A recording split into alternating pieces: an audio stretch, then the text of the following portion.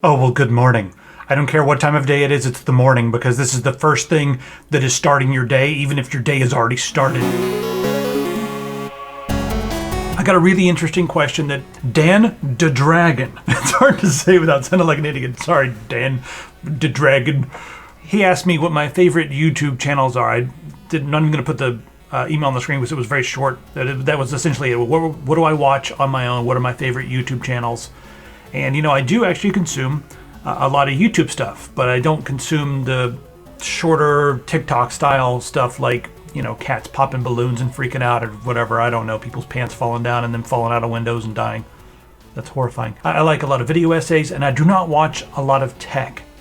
So I'm going to cover all of that. Maybe you'll get some ideas for some stuff that you can watch later. Maybe you'll find a channel that you've never heard of before and be like, this is my new favorite channel. Who knows?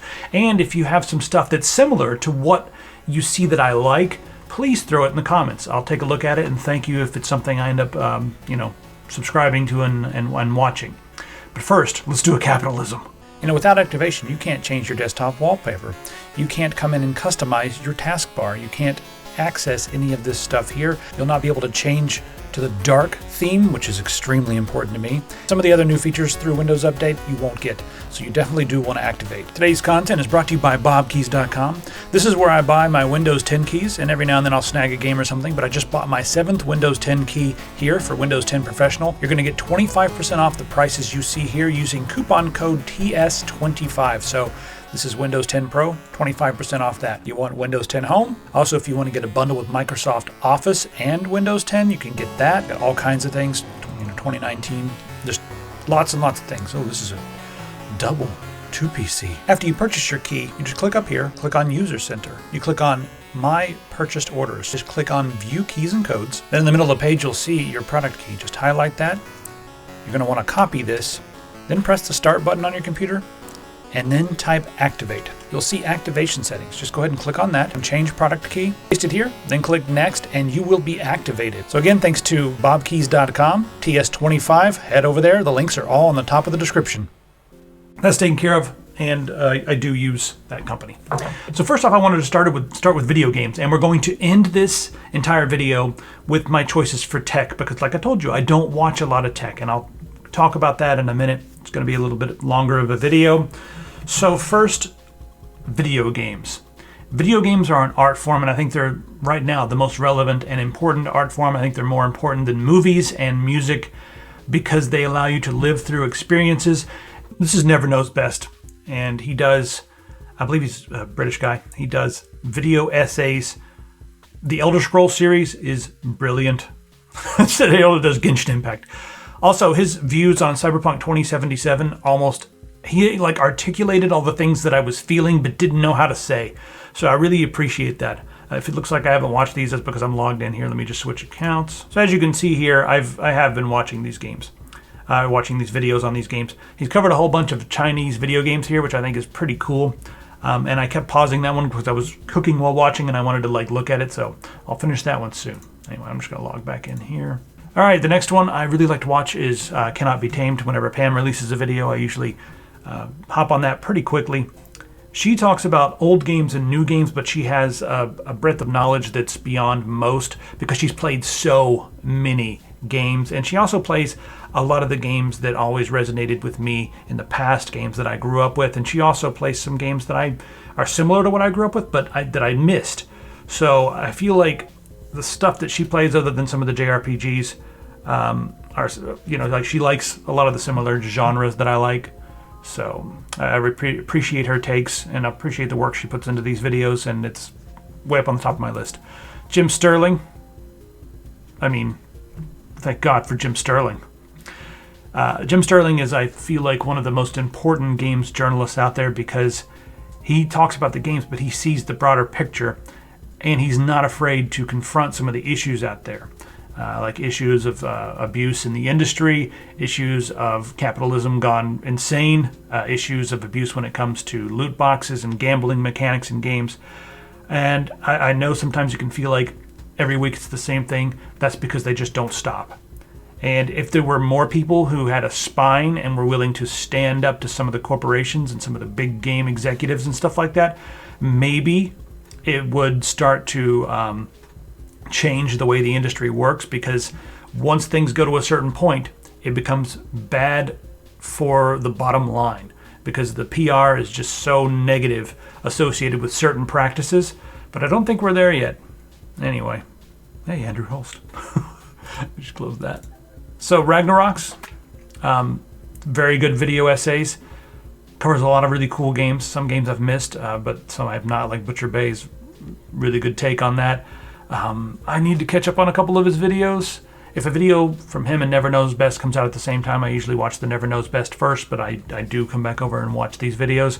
These are a little longer, so you need to like have an hour free, maybe while you're watching dinner over a couple of days. You could put this on or something. And then if you're in the mood for some old school stuff, LGR. I generally watch LGR's video game videos more than his hardware videos, but it depends on what it is. You know, if it's some old odd hardware that I want to remember or maybe learn a little bit about, I'll check it out. But I do enjoy LGR videos. But yeah, these old big box game videos, something that I think you maybe have to grow up with. And then Civvy. It's cool because Civvy is someone who did not grow up in the same era as the people who played a lot of these games, but he's playing all of the old retro FPS and the new retro styled FPS games, and he makes hilarious but also poignant and riveting critiques of these games. So I recommend Civvy. And the Video Game Historian does very well researched and very thorough little mini documentaries on everything. I mean, we're talking like there's the 32X. If you want to just learn about the history of these games, right here. Now, some of the times when I'm watching his video, I'm like, this is pretty much a book. You know, like I've read this in a book. I've pretty much read all this. So he's taken some of that and put it into video format. But a lot of this stuff is stuff I didn't know. And sometimes these little insights and stuff give you a new appreciation for some of the old games that you played and old systems that you played growing up. And then I do watch GDC videos, but this is mostly just like I'll watch. If I see a game that I thought was interesting and I want to like find out more about the developers, I'll watch that. And this is not something that you'd have to be a developer to watch, but you might want to appreciate some of the work that goes on behind the scenes before you watch these. Some of the postmortems, just people talking about what came together for the game, what didn't come together for their game, what they did right and wrong, some of the technologies that they used. But as I got more and more into the Unreal Engine, I found these videos to be more and more interesting. Some of them are just kind of like a bunch of bros patting each other on the back about how much money they were able to siphon out of people's pockets with their mobile game, and I think those are completely a waste of time. But the people who are making art and talking about it, really cool.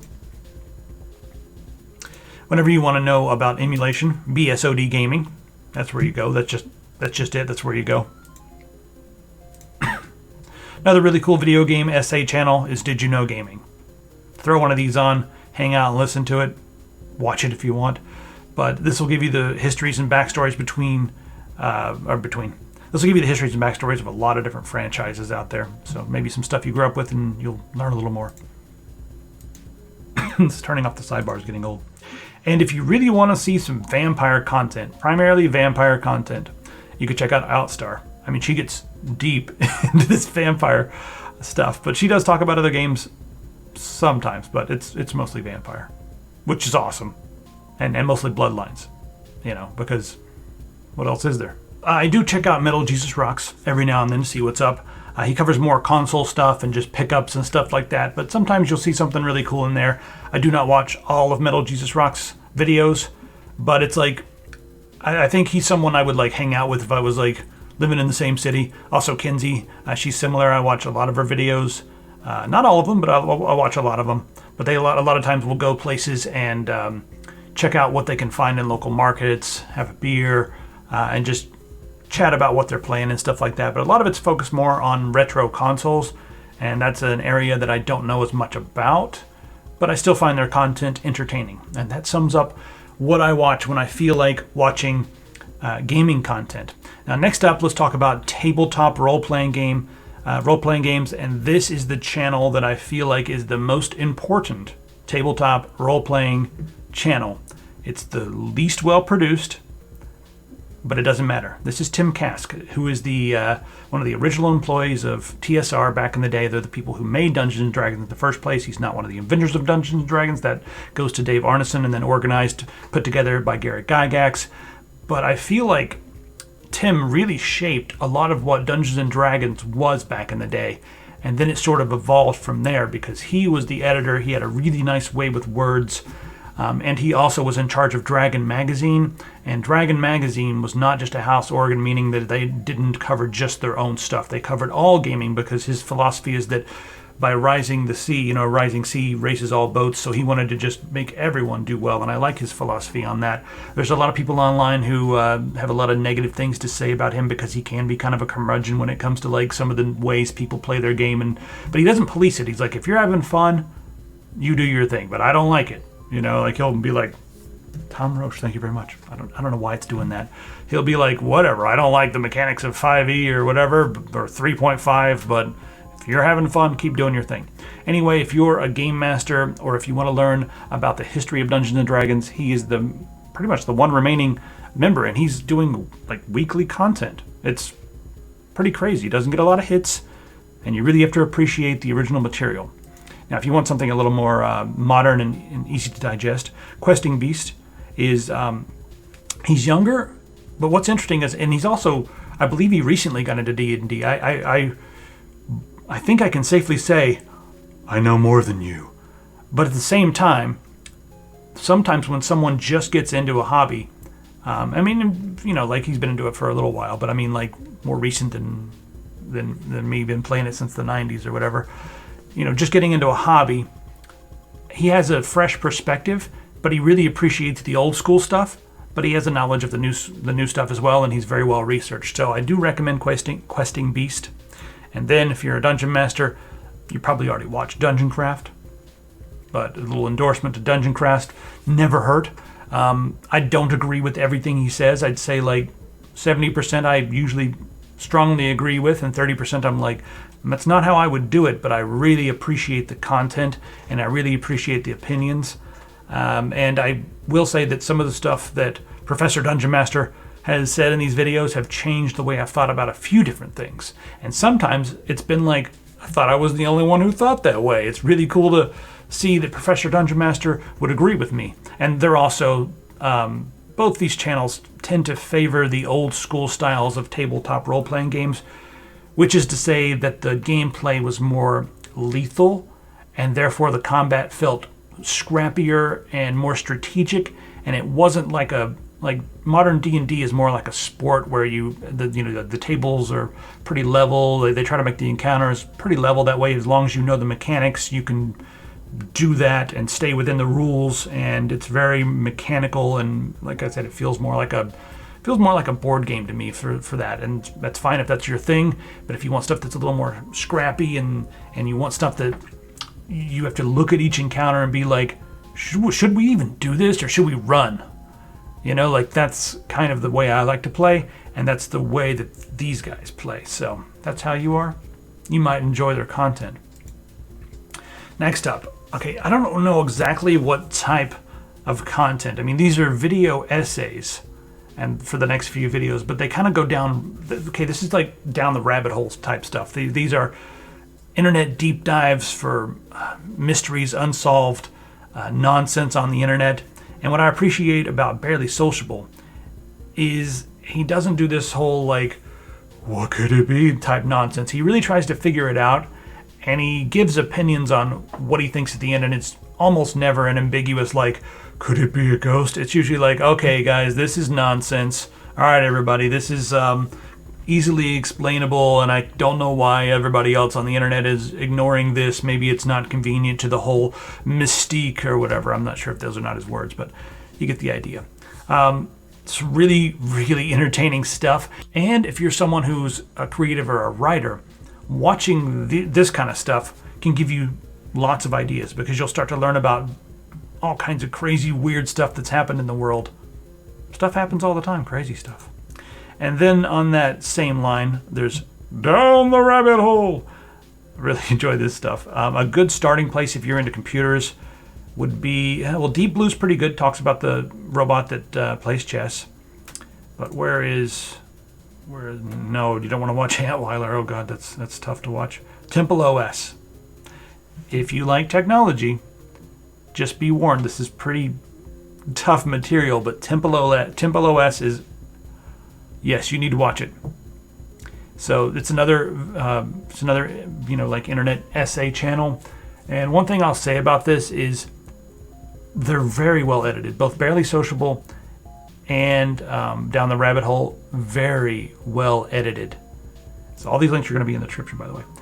But the thing is, a lot of people don't even watch them. So it's like I try to prop it up so that I can see them while I'm cooking. I got a little stand from my phone in the kitchen so I can like watch while I'm cooking. But I miss a couple things here and there, and I feel a little bad about it because they do put a lot of time into the editing. But they're kind of like really good podcasts with very good video representations and editing. Atrocity Guide is along the same channels. She's great. Along the same lines as those other channels. I think I said it right. The Dolphin House. Ooh, this one was tough to listen to. But this one, she does like, these are not always unsolved mysteries. Sometimes it's just talking about a really fucked up or weird thing that's happened in the past and that's been documented. But, now she's talking about it so everybody can chew on it and think about it for a little bit. Next up, Rainbot. These are all very similar. This one's a little more out there than the other ones, but I still really enjoy all of these. Yeah, there's so many good ones here. Where's the Final Fantasy House? Did Rainbot do that one, or was it Atrocity Guide? I really recommend the Final Fantasy House for people who are into tech. Is it here? Someone will find it. It's here somewhere. And this one is a city planning channel. So I really like city planning. I had a couple more, but I was like, I don't think people are going to be interested in this. But this channel in particular is the one that I think you really, really should pay attention to. And I think everyone should watch these videos, especially the ones if you're an American and you want to and you think the suburbs are like the ideal life. I would highly suggest that you watch these videos. They will pretty much shatter all of your ideas about suburbs being better than cities. Just watch these videos and how bad lawns are for the environment. Just, yeah, very, very good channel, Echo Gecko. All right, so next up, there's two channels that are just kind of morbidity. If you're a goth, maybe you'll like this. If you just like dark, weird, twisted stuff, humans doing dumb things, death. I got interested in this recently because I'd say a pretty good acquaintance. I haven't seen him in a while, but I don't live in the same city. Was out sledding on a mountain and with their daughter, and they, I guess they lost control of the sled and flipped over the front, slammed into a rock and died. So it was just kind of, how do you process that? And the daughter was in critical condition for a while, so it was a mess, and it was hard to process that. And I don't know how I ended up here. But I started just like consuming these videos about just death. And I was completely fascinated about, just the different, people, that's what happens. Everyone dies. But we don't talk about it. So I thought it was pretty interesting to just hear all the different ways that people have died and some of these stories of historic events, like the real Moby Dick. Cannibalism and everything. It was messed up. Like the white guys being like, let's shoot and eat the black guys first. And it's just so messed up. So I highly recommend this if you have a morbid side or you're curious about this kind of stuff. And then this content's a little more canned, but it's something, it's like bite-sized. They're like perfectly bite-sized pieces of morbid material. And it's basically just someone reading a Wikipedia page with some spooky music and some effects. But it's more fun than reading the Wikipedia page. And I really enjoy a lot of these videos about terrible events. And most of these events occur because it's like the guys who were there was a guy who was like hit by a roller coaster, and it was like the guys who were hit by the roller coaster climbed 2 fences that said warning, keep out, before they were met their doom. And it's like almost every one of these videos is something like that, where it's like, you know, giant warning signs were whatever, and like, or the pilot of the ship pressed the do not press button. Giant red letters, never press this button. And he was like, I will press this, I know more than the machine. And then it's almost all of these. So, but it's interesting if you like morbid stuff. All right, let's get away from morbid stuff. We're going to talk about food, because I do watch cooking videos. We'll start with tasting history. So, he didn't cook when he first started, but then he started researching all of the different ways that people cooked back in historic times, and he does some pretty deep dives into really interesting ancient cuisines, and then he tries to recreate them, and he does a pretty good job.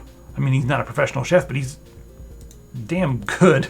500-year-old history of pizza. The history of. All right, we're going to talk about the history of pizza today. It's fun to watch. It's a little campy, you know. It feels like I'm hanging out with some people in like a nice upper middle class house, but you know, whatever. Adam Ragusa is if you want to like get some science, you know, in your cooking. Really cool. I got to assert my eliteness here and be like, he lives in Georgia, so I don't think he has access to the same ingredients that I've had in Vermont or here in Oregon. So every once in a while I'll see something he does and I'll be like, I'll just from the inside be like, oh no, you're using the wrong type of whatever. You know, I've got that going on. So if you're someone who's like an uber foodie who lives in the city, you'll probably get a couple of those vibes here and there. And he's very sure of himself, but he's usually right. Because it's a lot of these things, he'll interview scientists and stuff and talk about the molecular structures of the food and what it's doing and if it's good for the environment and all that sort of thing. So it's a little more than just a cooking show, and I appreciate that. So Adam, thank you very much. Townsend sort of explores how it would have been back in the day, 100, 200, 300 years ago, just cooking some of those meals and looking at old cookbooks, looking at sustainability and just frontier life and stuff like that. It's pretty interesting, but a lot of the food they cook is inspiring. You know, I've cooked some stuff from his videos. I recommend Townsend. This is my favorite cooking channel, Chinese Cooking Demystified. We do not have good Chinese restaurants in America. They're American Chinese food, which is usually good, but it's overly sweet and sticky and savory and just, you know what American Chinese food is. It looks kind of like this, but but not. So they're based in southern China near, I think, Shenzhen. Do a lot of Canto-style cooking, Guangdong-style stuff, but they venture out and do northern-style stuff and everything else too. But Szechuan stuff, they both seem to be into Szechuan stuff. It's him and his wife. So I recommend this channel. Like I said, it's my favorite. Food Wishes is my other favorite, depending on the day. So I just like to listen to Chef John talk. It was funny because, he didn't get that big until he started doing this sort of funny talk where he's like, hey everybody, like he does this ridiculous voice, but he ends things on upward inflections, like, today we're gonna make chocolate ice cream. That's right. So they're fun, and he makes really cool stuff. So Adam Liao, I believe it is, very good chef with a base in Hatonese style food, which is slightly different than some of the other Asian islander food out there. He also does a lot of Japanese style food, but and some stuff that's more Chinese, but just it's good, really good stuff. I used to make his a version. This one here, the Hatonese chicken. I used to make a version of this Hatonese chicken almost every week, just because I wanted to have the broth. I haven't done it as much. There we go. Let me just see what it looks like. Yes. Make that broth. Anyway, it's awesome. I think that's all the food. Is that all the food? Nope, one more. If you like coffee and you're a coffee snob and you want to just go to the next level with your snobbery, James Hoffman will take you there. But I feel like his level of snobbery is science-based, and I appreciate that more than just a curly mustache and a know-it-all attitude. He's very down to earth, and though he is persnickety about his coffee and the way he makes it, and he tries everything, he does so with a scientific mind, and he will do way beyond what I expected. So if you're even not even curious about coffee, but you're curious about some of the science behind coffee, you might enjoy this channel. All right. Yeah, I listen to a little bit of BreadTube here and there. Some of it feels like training wheels, but not Chomsky. So Chomsky's always been he's my favorite living author, I would believe. I don't really want to call him a philosopher because I feel like he's more just like, he's a linguist, but he just like states facts when he talks. He doesn't get heated. He doesn't let people goad him into nonsense. He just states facts, and he knows like every fact. He could tell you, like, I don't know what's up with his brain, but like somebody will mention something and he'll be like, oh yeah, 1922, this official in Germany did this bad thing and it created this effect, and then this official in America reacted with this, and it's just like you look it up and yep. So Chomsky's cool. If you are very far right-leaning, you probably won't like Chomsky just because he uses facts. So yeah, also I like Richard Wolff. He's a Marxian economist, and I'm not a Marxist myself, but I really enjoy watching him because he taught at all the big universities. He has degrees from these things like Harvard and stuff like that, and he's not a capitalist.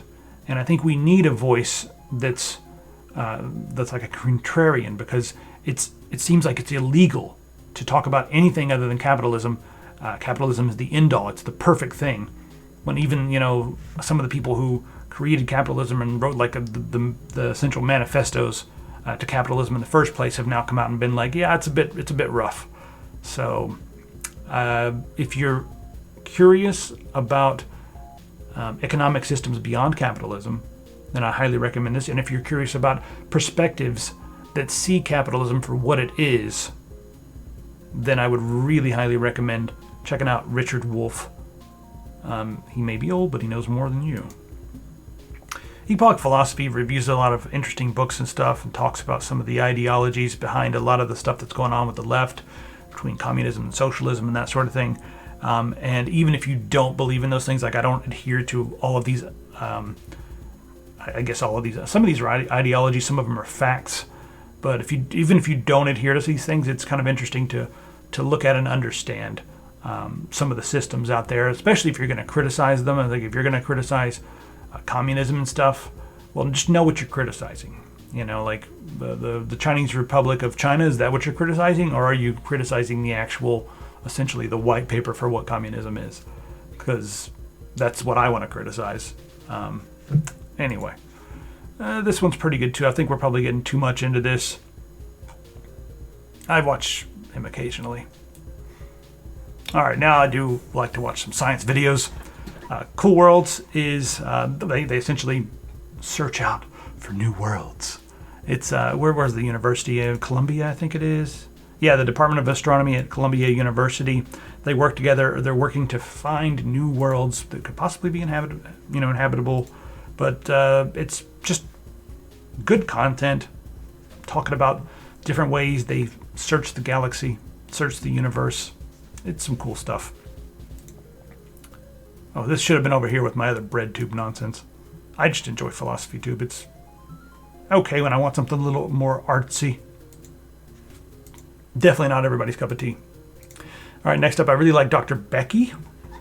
So she's also an astronomer, and I don't know how she has time to make these videos and also go to work, because she does a lot of work in the field. But she covers a lot of the current events that are going on. So whereas some of the other channels I watch are just like big picture what ifs, and let's talk about some universe and what if aliens and all that kind of stuff. There's like stuff that gets your mind thinking. She can sort of give you the practical applications for the things that are happening. I think where a lot of times you hear like this happened with a black hole, and you're like, cool. She'll tell you why that's significant. She'll tell you why that's significant and what it means and that sort of thing. So she's also a lot of fun, because she hasn't watched Star Trek, I think The Next Generation. So she was doing like a stream where she was watching it and then pausing it and saying what she thought. So, like response videos, that was kind of fun too. John Michael Gaudier, these are formulaic but fun. These are similar to, he does a really good job of explaining a lot of these just phenomena that are in the universe, and he does some of the top 10 lists, but those are also entertaining, and he's also a sci-fi author. So it's nice to see a sci-fi author that has things that are grounded in, science. But there's also some, not science fiction here, but there's a lot of what ifs. And those what ifs are fun to think about, like, what if there are aliens here? That's kind of the way he talks in these videos, but they're pretty cool to watch. And then I do like to watch the SEA's videos. They're very well made. So this is what it's like when black holes collide. This is not going to be for everybody, but it's fun if you're an artist or someone who works in marketing. It's a little bit meta, but it talks about sort of the mental impact that everything from logos to different types of artwork have on people. The corporate art styles feel fake. That's a good one to start with. I mean, this one right here. And it talks about why just corporations have this generic feeling safe, shitty art style. It's like what it does to your brain. They spend some of the corporations will spend 2 years researching a circle, like on what shade it should be, and it's ridiculous. It's beyond ridiculous.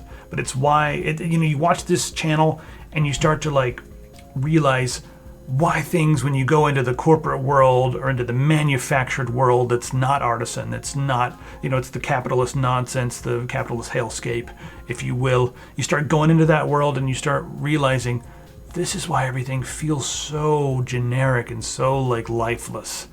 It's because of these things that they've done. And it kind of gets behind all that. So, and then this one's just fun. I enjoy Ordinary Things. Another crazy British guy just doing stuff. He does deep dives on very ordinary things, and it's pretty funny. These are pretty funny. Malls was great. Mall aesthetics, the 90s.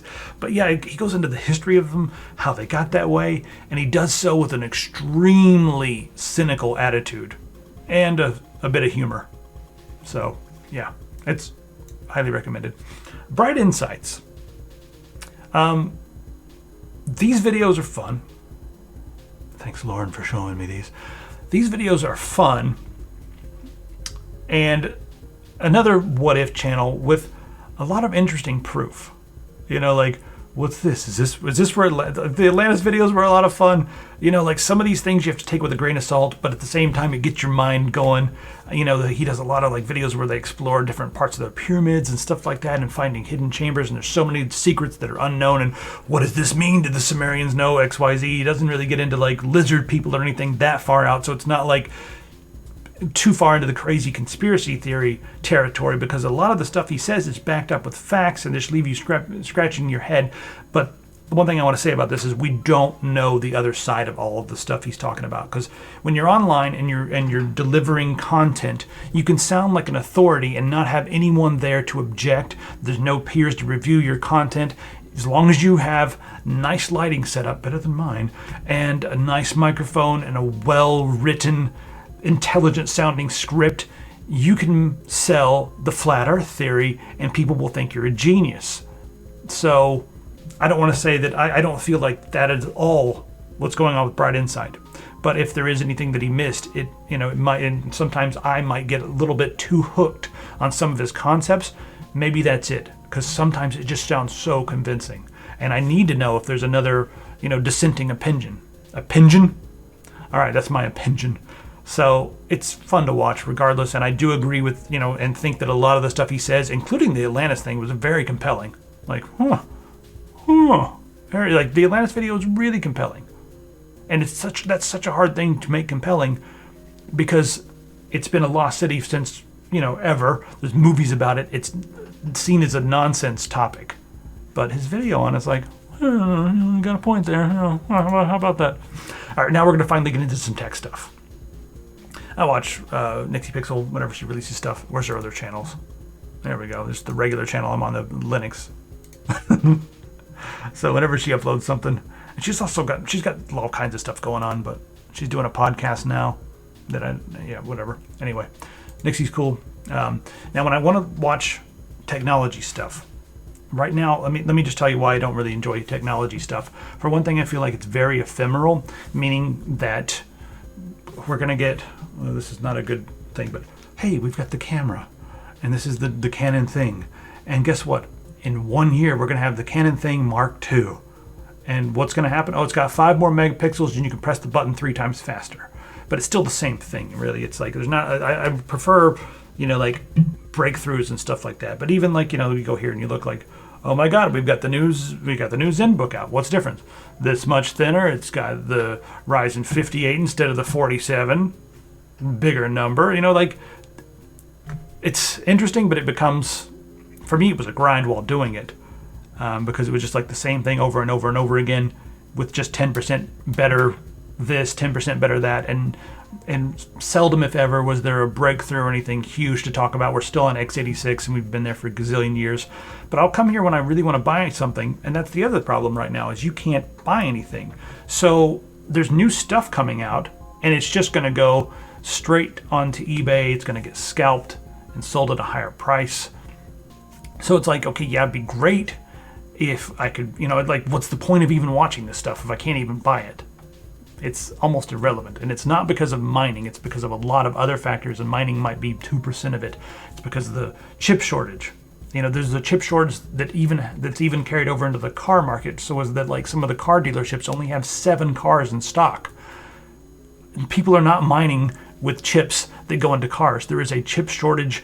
The factories are running at 100% capacity. Everyone is at home. So companies like NVIDIA and AMD and Intel and everything, they're trying to get as much time as possible on the machines.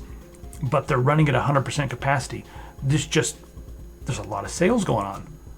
And what happens when there's a lot of sales? We saw with toilet paper is people will buy more than they need. Someone will go to the store, and if there's 10 GPUs on the shelf, they will freak out and buy all 10 of them and then go onto eBay and sell them for a ridiculous amount of money, because the idea of scarcity is probably what's driving this more than the actual scarcity itself. The idea of scarcity drives people into this stupid frenzy, and they buy them all up and then sell them for higher prices. Then everyone jumps on like, I've got to get it right now. And then you pay an exorbitant amount of money for a 3080 Ti, and you keep playing your indie games and your DOS games. You really you needed it so bad though, didn't you? Right? But anyway, if I am going to watch a tech video, there's a few channels I go to. Hardware CANUCKS, and Joker. I do watch Joker. I know everybody's giving him shit about his 3080 Ti review because he didn't go in deep and angry enough about the supply issues. He just kind of talked about the numbers, but I actually appreciate that because I'm not going to buy it right now. I'm just curious. I want to know, like, what are the numbers? How does it do? So Joker, thanks for not getting too deep into the drama, even though I think that's also important. There's other channels for that. I just wanted to know the numbers, and Joker, you told me what the numbers are. So, dude, thanks. And whenever Lauren makes a video, I'll hop over here and watch that. What is this? It didn't fit. Sex in the window. It's awful. Bad Seed Tech, whenever I want to look at some audio products, mainly audio products. Actually, I think I've only watched his audio product videos because I do enjoy a good set of cans. Headphones, like. Have you got a set of these? Huh? Do you? Bad Seed, do you have a set of these? I love those things. And then if I want to get really nerdy, I will go watch Steve. Now,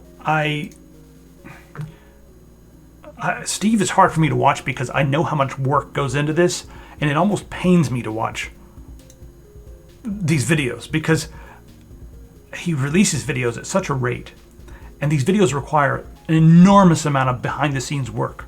Like some of these 10, 20 hours to do the benchmarks, but a lot of people think you just like plug it in and do the benchmarks. No, you have to compare it. If drivers have changed, you have to re-benchmark old stuff. Then if you're using press drivers, you're going to have problems. You're going to have blue screens. You're going to have crashes. Things are not going to work. And then you're going to be playing stuff that's like bleeding edge. So a lot of times you'll be like, that's really weird. Whenever I turn on the ray tracing, if I put it on ultra, the screen flickers and flickers and flickers. But then I could do my benchmark. But then when it flickers, it like stutters and creates these huge lag spikes. But then if I put it on, it's just you have all these stupid issues like that always happen. And I felt like I was troubleshooting more than I was actually doing work. And I know that he's doing the same thing. I know it, and it pains me. Steve, you do so much work. I don't even understand it. I mean, like, my hat is off to you. But sometimes it's like way more information than I needed. But I also will tend to watch the whole thing because I don't want to miss anything. So I have to like commit to a Steve video on Gamers Nexus. I have to commit to these videos. And because there's always going to be some little detail in there that's going to be important to me, but I don't know what it is until he says it. And I'm like, oh, really? Does that use those MOSFETs that I know are shit? Oh, I wouldn't have known that. Thank you, Steve. You know, like I would have just bought this and never known that it had those MOSFETs that it catch on fire. But he'll cover that. So there's that. When I want to get into nerdy sound stuff, Dave Rat. You gotta watch Dave Rat if you want to like talk about sound mixing, just live mixing strategy. He used to do live mixing for a lot of alternative bands back in the day, like the Chili Peppers and stuff, but he knows his shit. So Dave Rat, if you're really into audio and you want to know how it works, he's good. Okay, now we're going to get into the silly stuff categories. Come to this channel. Guilty pleasure zone right here. Whew. Yes.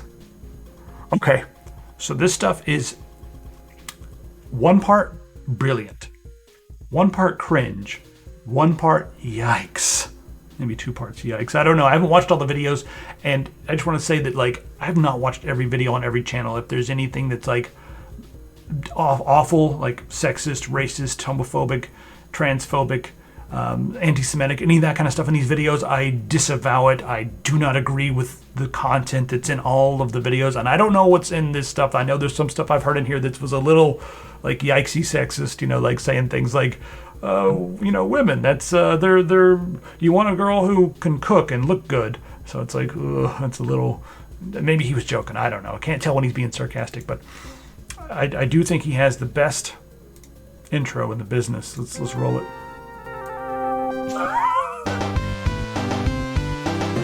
Oh God, I just come to watch these intros. That's it. You ready? You're not.